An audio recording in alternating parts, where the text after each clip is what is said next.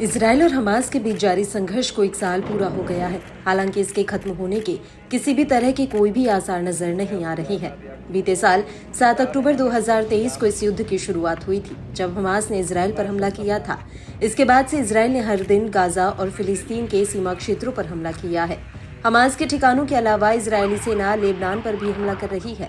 इन हमलों ने middle east की चिंताएं बढ़ा रखी हैं। इसी बीच तमाम अरब देशों ने एक मीटिंग की और इसराइल को 2 टूक चेतावनी दे डाली। जी हां, सऊदी क्राउन प्रिंस मोहम्मद बिन सलमान ने गाजा में इसराइल के हमले की कड़ी निंदा की है और युद्धग्रस्त क्षेत्र में उसकी कार्रवाई को नरसंहार बताया है। यह हमास और इसराइल के बीच संघर्ष पर सऊदी द्वारा की गई सबसे कठोर सार्वजनिक टिप्पणियों में से एक है।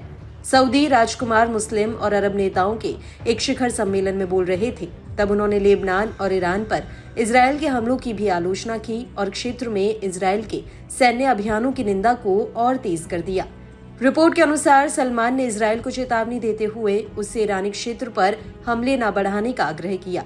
शिखर सम्मेलन में सऊदी अरब के वास्तविक नेता ने अन्य क्षेत्रीय नेताओं के साथ मिलकर पश्चिमी तट और गाजा दोनों से इसराइल की पूरी तरह वापसी का आह्वान किया। इसराइल लगातार नरसंहार के आरोपों से इनकार करता रहा है और कहता रहा है कि उसकी सैन्य कार्रवाई का उद्देश्य आतंकवादी समूह हमास को निशाना बनाना है। शिखर सम्मेलन में नेताओं ने गाजा में संयुक्त राष्ट्र के कर्मचारियों और सुविधाओं पर इसराइल के बार हमलों की भी निंदा की। हाल ही में इसराइल द्वारा संयुक्त राष्ट्र फिलिस्तीनी शरणार्थी एजेंसी को इसराइल और पूर्वी यरूशलेम में काम करने से प्रतिबंधित करने वाला कानून पारित करने का कदम उठाया गया, जिसमें एजेंसी पर हमास के साथ सहयोग करने का आरोप लगाया गया, जिसकी भी आलोचना की गई।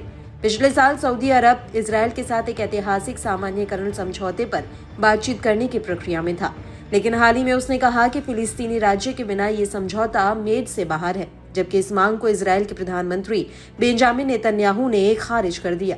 सऊदी क्राउन प्रिंस, जिन्हें उनके शुरुआती नाम MBS से जाना जाता है, उन्होंने भी ईरान का बचाव किया, जबकि 2017 में उन्होंने ईरानी सर्वोच्च नेता अयातुल्लाह अली खामेनेई की तुलना एडोल्फ हिटलर से की थी।